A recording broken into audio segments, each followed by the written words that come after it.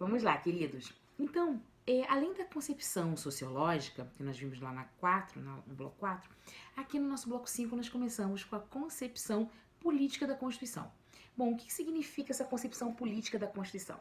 Para o Carl Schmitt, na verdade, a Constituição ela é fruto de uma escolha política. As normas que farão parte da Constituição é, de fato, uma opção daquele que exerce a ordem política. E o Carl Schmitt, ele acaba dividindo as normas constitucionais em dois grandes grupos. Em normas constitucionais que são materialmente constitucionais, ou seja, normas que vão trazer uma estrutura de Estado, e normas constitucionais que são formalmente constitucionais. Normas que estão na nossa Constituição, mas apenas por uma opção política. Lembrando que essa grande diferença, hoje em dia, já não é mais feita por nós, né? Como nós havíamos falado, tá? Então, essa ideia aqui da Constituição Política é do Carl Schmitt. Ele escreveu um livro que é a Teoria da Constituição. E as ideias do Carl Schmitt, não necessariamente o que ele, não foi ele em si, mas algumas ideias foram base de um fundamento inicial filosófico para a ideia de Hitler na Alemanha. Mas, na verdade, o que a gente tem que entender é que, para o Schmitt, a ideia de uma Constituição, ela nada mais é que uma decisão política. Vai ser uma decisão política fundamental que vai anteceder até mesmo a elaboração dessa Constituição, né? Então, quais são os argumentos políticos, qual é a vontade política do que constará na Constituição? Tudo bem? Bom, em sentido oposto e contemporâneo a ele, nós temos a concepção jurídica de Constituição. A concepção jurídica de Constituição já é trazida pelo Hans Kelsen, né? Quando ele estuda ali o positivismo jurídico, e tem vários tipos de positivismo, mas o positivismo jurídico formal legalista. O Kelsen, meus amigos, como vocês sabem, ele tem criador, né, do livro e da ideia da teoria pura da Constituição. Teoria pura do direito, né? E, por consequência, a teoria pura da Constituição. Então, por que o direito é puro? Porque a norma da Constituição, né, é uma norma fundamental hipotética que é pura. Ela não precisa buscar fundamentos nem na filosofia, nem na sociologia, nem na política, na antropologia. Ela não precisa ir a outras ciências sociais para saber o que significa a Constituição. A Constituição, na verdade, é um puro dever ser. Se ela é um puro dever ser, né, ela tem apenas uma concepção jurídica, pura, simples. Foi o que eu quis colocar para você aqui. Então, quando o Estado pensa nessa Constituição, ele coloca ali como ele vai organizar o ordenamento jurídico dele, qual é a ideia jurídica dele de Estado, desvinculada de qualquer outra norma, de qualquer outra ciência que não seja jurídica. Lembre que o Kelsen, ele até nos explicava que direito era lei, né? O direito e lei se confundiam numa ideia de uma legalidade formal, de uma legalidade ali bem estrita, que em princípio hoje que é revisto, nós não vemos mais dessa forma. Tudo bem? Então, o que é a Constituição? Constituição é uma norma jurídica, é uma ideia puramente jurídica, é uma norma hipotética fundamental que vai criar aquele Estado desapartada de qualquer sentido extra que não seja o do direito. O que vai acontecer depois? Vai acontecer depois que nós vamos ter revisitações a esses conceitos, né? A essas classificações da Constituição com relação aos seus sentidos. A mais importante é trazida pelo Konrad Hesse. O Hesse, ele resolveu escrever um texto, né? Um texto próprio que se chama A Força Normativa da Constituição, em resposta ao que Ferdinand Lassalle havia escrito em 1862. Porque para o Hesse, se a Constituição é uma norma jurídica, ainda que uma norma jurídica fundamental, essa Constituição, ela tem o objetivo de concretizar, de fazer-se presente, de fazer-se realizar no ordenamento jurídico brasileiro. Então, ela pode alterar a sociedade. Ela pode corrigir as mazelas que a sociedade, né, que o poder político, por exemplo, deixa na sociedade. Se ela vai corrigir as mazelas que o poder político deixa na sociedade, ela não é uma Constituição sociológica, porque ela conversa com a sociedade. Ela se altera, ela se muda, ela é própria daquela sociedade. Então isso é muito perfeito. Não perfeito, mas ele é muito legal a gente entender, como eu coloquei aqui, quando o STF passa a decidir de uma forma contra-majoritária. Ele decide de forma contra-majoritária porque aquela Constituição tem força normativa, o máximo de eficácia por si mesma. Então, aquela Constituição, se ela é norma, ela só não é uma norma hipotética fundamental, ela é uma norma concretizadora de todas as suas expressões. Por isso que a partir da ideia do Hess, a gente não faz mais a divisão entre normas materialmente constitucionais e formalmente constitucionais. Ainda, bom, o professor Marcelo Neves, ele trouxe pra gente um conceito de Constituição simbólica. Eu botei aqui para você. O que é Constituição simbólica? Na verdade, aqui, a Constituição, na verdade, é um mero símbolo. É um símbolo para aquele que vai assegurar o poder. Ela vai trazer normas, né, em seu bojo, em seu texto jurídico, que não se destinam, não tem a menor vontade de serem realizadas. Olha, ela vai trazer um símbolo de democracia, mas está no texto. Ela não quer de fato realizar isso. Então o Marcelo ele traz pra gente uma questão com relação ao salário mínimo. A norma que fala sobre o salário mínimo na Constituição de 88 é uma norma que seria apenas símbolos. Por quê? Porque ela assegura vários direitos dentro de um valor que não é possível eu conseguir, né, realizar aqueles direitos, aquele amplo rol de direitos no valor que está contido no salário mínimo. Qual é a diferença entre a Constituição simbólica e a força normativa da Constituição? Porque a força normativa da Constituição ela vai falar assim, pode não ser hoje. Pode não ser hoje, mas eu preciso, essa sociedade precisa evoluir de tal forma que a Constituição torne isso como uma norma efetiva. Para o Marcelo, não, olha, o que eu tenho na verdade aqui é um símbolo de alguma coisa que poderia ter sido e não foi, ou não é, tá? Uma outra classificação é a Constituição aberta. Essa classificação de Constituição aberta, ela está vinculada à ideia do Peter Hebler, desculpa. O Peter Hebler, né, que é fechado, ele estudou, né, ele traz pra gente a ideia de sociedade aberta dos intérpretes. Então, a Constituição aberta é aquela na qual o intérprete, o primeiro rol de intérpretes daquela Constituição não é um rol fechado, é um rol aberto. E eu sempre preciso tirar das regras, do texto constitucional, melhor dizendo, eu sempre preciso tirar do texto constitucional a norma, a máxima norma que ele consegue nos dar. Porque nós já vimos que texto é diferente de norma.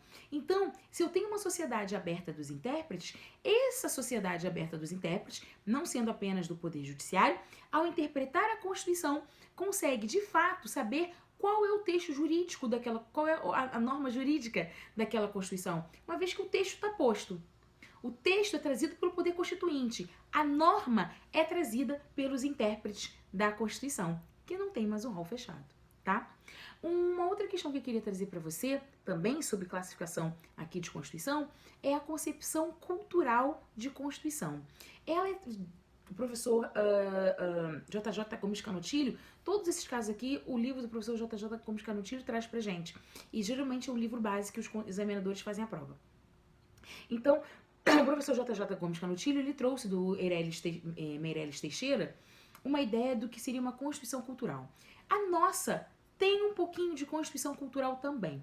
Por quê? Eu disse que Constituição cultural é uma Constituição que é fruto de uma cultura, de uma sociedade num determinado dado histórico. E ela sendo fruto dessa sociedade num determinado dado histórico, num determinado momento histórico, ela se permite alterar de acordo com a própria história dessa sociedade. Então, olha só, ao mesmo tempo que ela é fruto de um momento histórico, ela está vinculada à sociedade por esse momento histórico e ela condiciona esse momento histórico. Então, vamos pensar aqui, vamos voar menos. A nossa Constituição é fruto de um momento histórico, de redemocratização. Então ela acaba lendo a sociedade nessa forma de redemocratizar. Mas, por seu turno, a sociedade, como ela vai se alterando, como a cultura da sociedade também vai evoluindo, vai se modificando, acaba, por fim, alterando a Constituição, né? Principalmente se for uma Constituição principiológica como a nossa.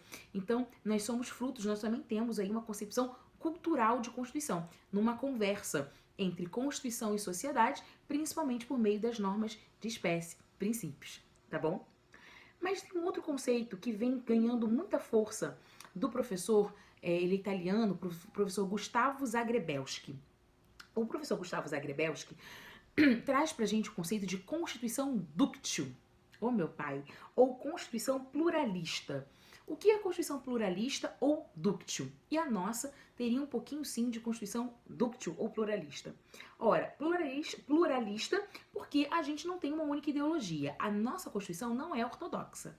A nossa Constituição, ela congrega várias ideologias e muitas vezes ideologias diversas. Né? E muitas vezes ideologias que não são do mesmo grupo.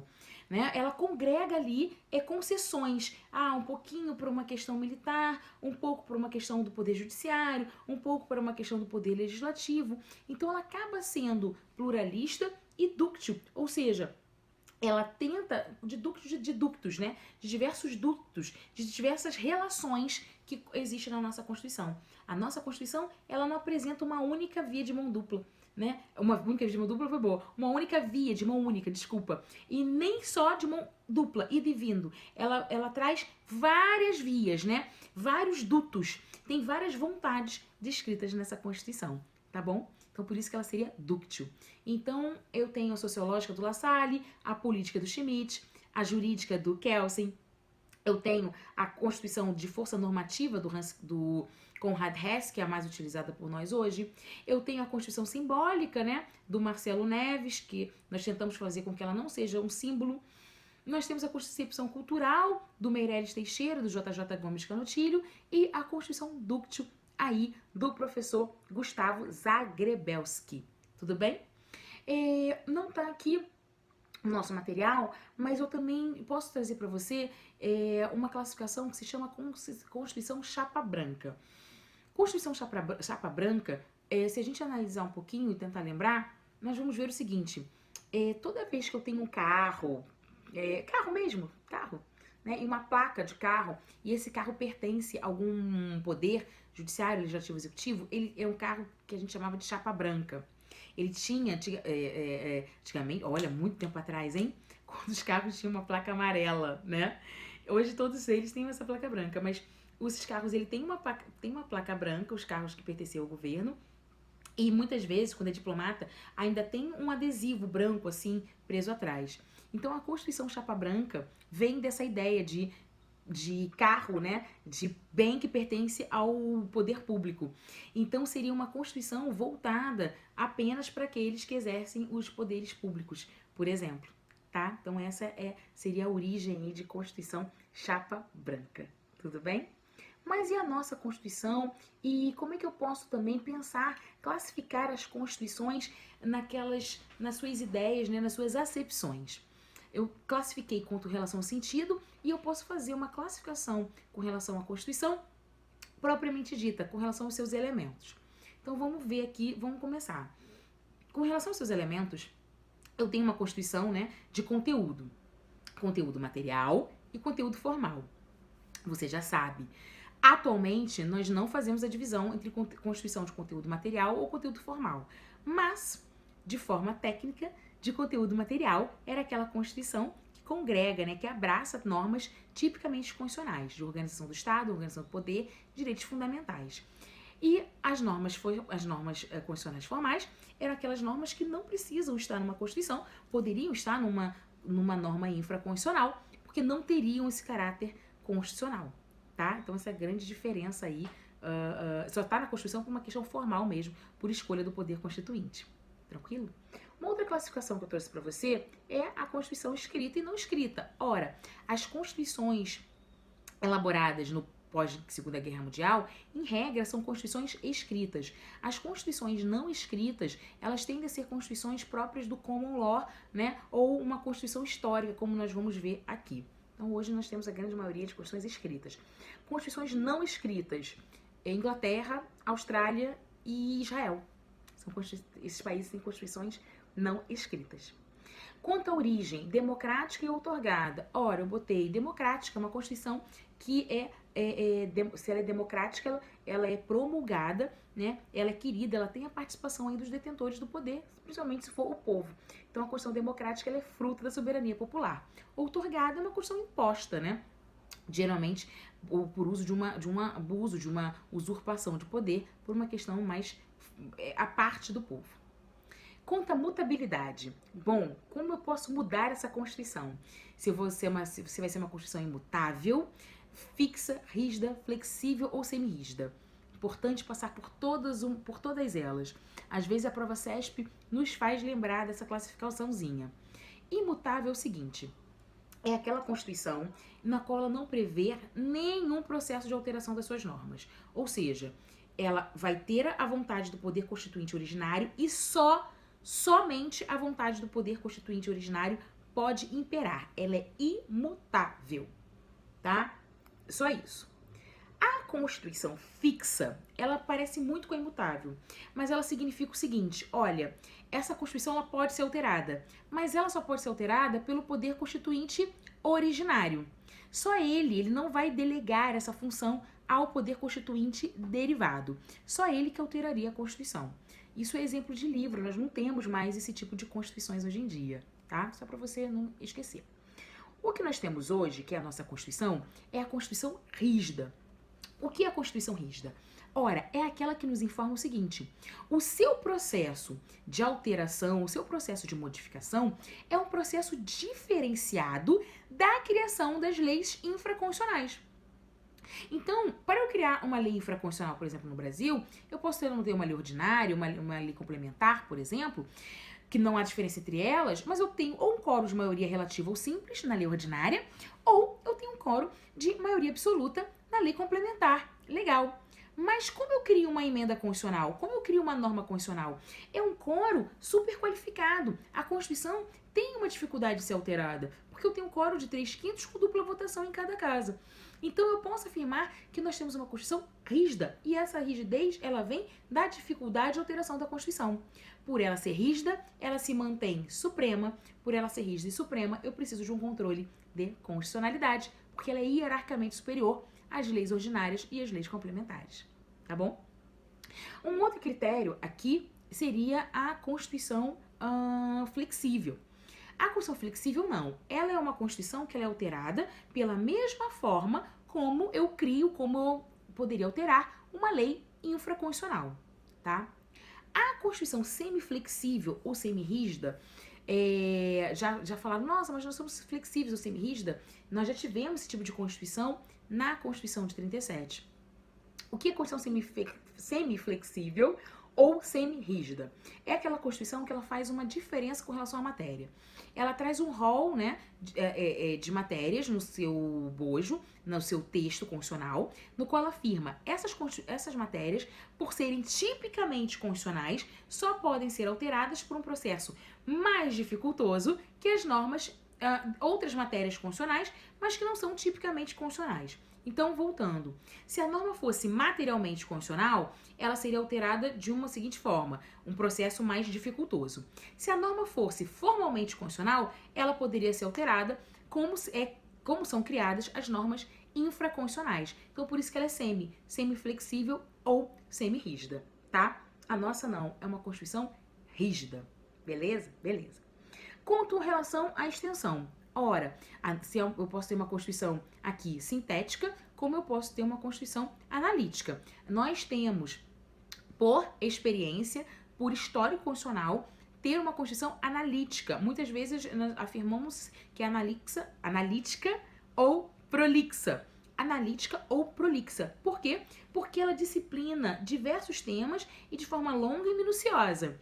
A Constituição sintética não, ela é concisa. Ela só traz os elementos mínimos de Estado, né? Organização de Estado, poder e direitos fundamentais. Exemplo que é a Constituição americana.